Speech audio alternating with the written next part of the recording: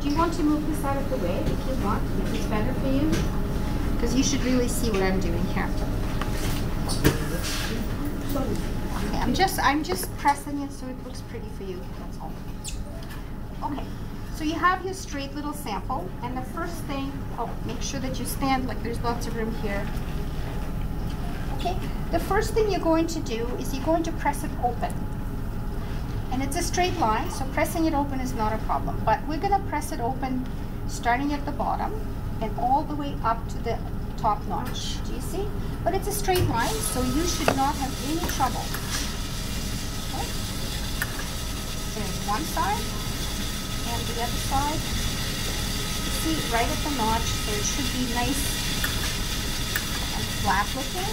And then I'm gonna flip it good side up. No pleating here. You need to really press it flat. So go and make sure that it's not like folded over here, because that little pleat will come back to haunt you. Okay?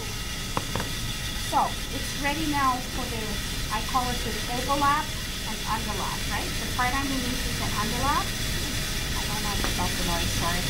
And the part on top is the overlap.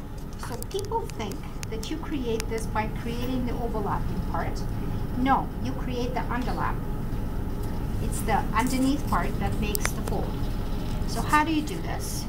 And what is the convention? I always think that if this is at my center back, it should be following left over right. Do you know what I mean? It should be, if this is my center back, it should be like this. And why like this? Because I always think if it's on the side, it would be like this. So if you move the side to the back, it's the same. For women, it's always right over left. It's the same with garments, the close-out jackets, right over left. Okay, same with zippers. So what I'm going to have it facing me.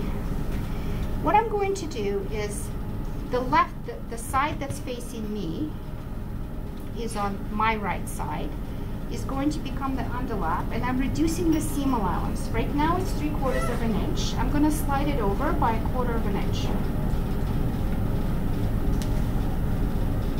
Do you see it was like this? I'm making it smaller by 1/4 of an inch. It is now 3/8 of an inch. Do you see what I did? This is my 3/4 of an inch. I'm making it smaller, narrower. There, it's wide, I'm making it less wide by 1/4 of an inch. How do I know it's 1/4? Well, you lay it down and you eyeball it. Don't get your rulers out. Look, I can see my fold.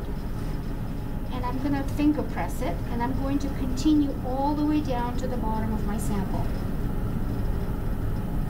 You see what I've done? I've reduced my seam allowance on the underlap by 1/4 of an inch. I've done that. Now I'm going to press it with an iron. All the way down.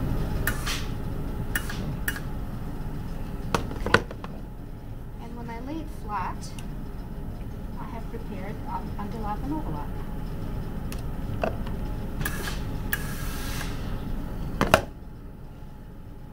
There's my underlap. I'm going to press it a little bit better.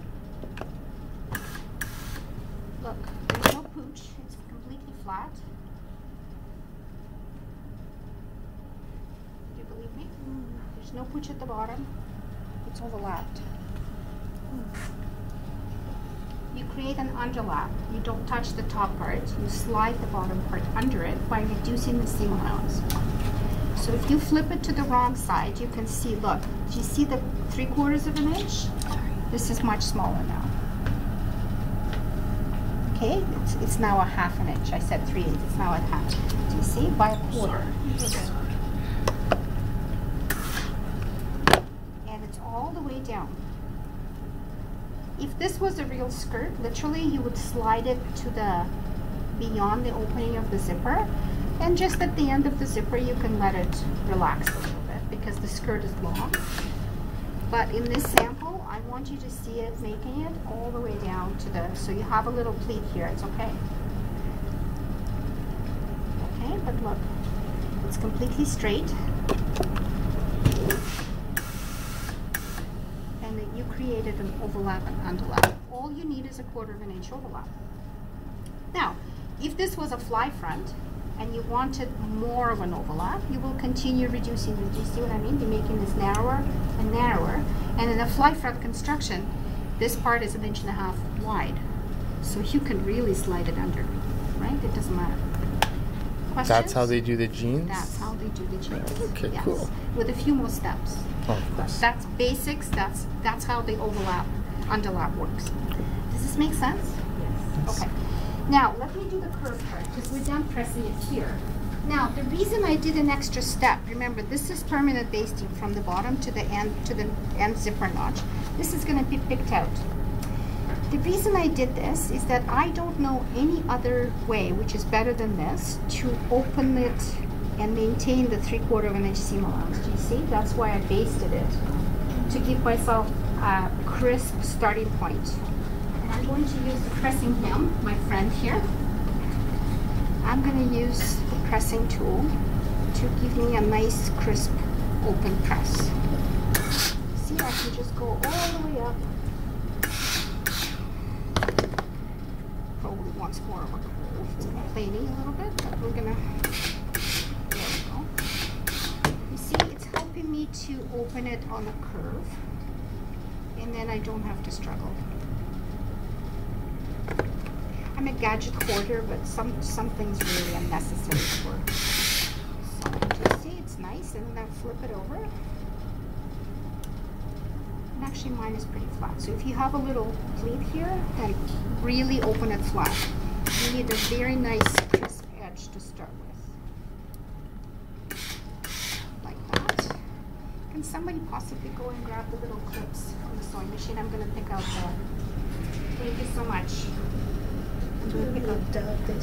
Oh, thank you. It's okay. Thank you.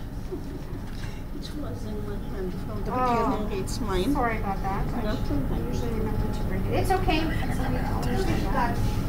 Sorry, I borrowed it. I'm sorry. Somebody did it.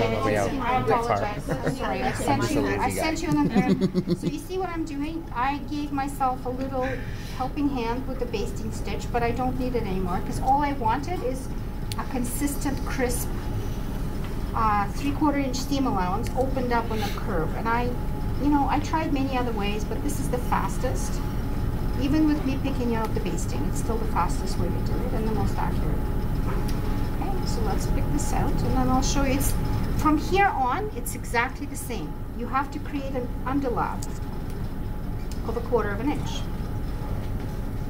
But a successful 1/4 inch shift depends on a very nice starting point. So your starting point, which was what we created now,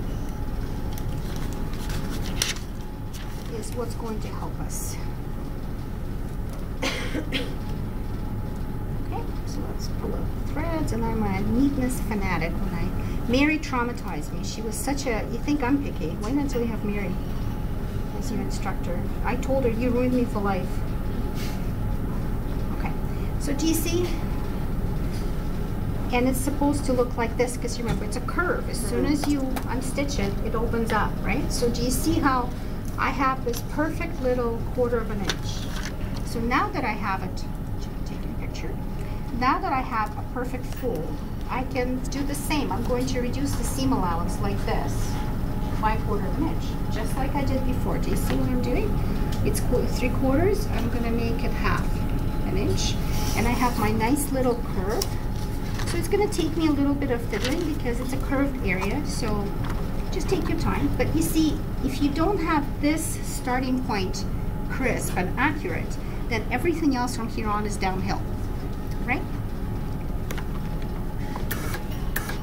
So it kind of wants to follow the curve already. So remember, we're not just stopping at the stop zipper notch. We're taking it all the way down to the bottom of the sample.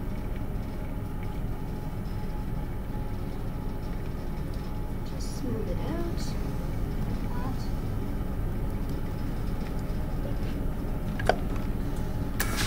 Just continue like this. Something folded under, just press it again. The success of the sample is as dependent on crisp and accurate pressing as it is on accurate sewing. Let's see. So in instance, it'll be difficult for you to see, am I successful? Because it's sort of like a fork now. But yes, you can tell it's successful because look at the bottom. When you open it up, you have an underlap. Do you see? That's your success point. At the very bottom, if you lift it up and you don't have a pooch, you don't have that nasty little bubble of fabric, now you're ready for sewing. Questions about this? It's not so bad, right? It makes sense. It's just logical steps. Okay, let's go and sew this.